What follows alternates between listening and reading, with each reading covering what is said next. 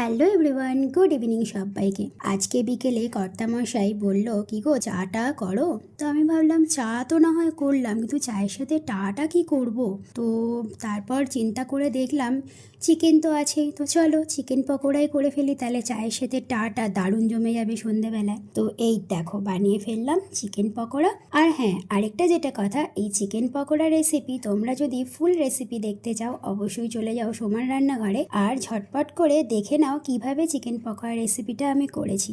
Same পদ্ধতিতেই কিন্তু আজকেও করেছি। ভিডিওটা কেমন লাগলো তোমাদের অবশ্যই জানিও। তো চলো এবার ঝটপট করে চা আর পকোড়াটা, চিকেন পকোড়াটা আমরা খেয়ে ফেলি, আর তোমরাও ঝটপট তোমাদের চা আর চায়ের সঙ্গে টা খেয়ে ফেলো, আর আমাকে কিন্তু কমেন্ট করে জানাও তোমরা আজকে চায়ের সঙ্গে টাতে কি খেলে।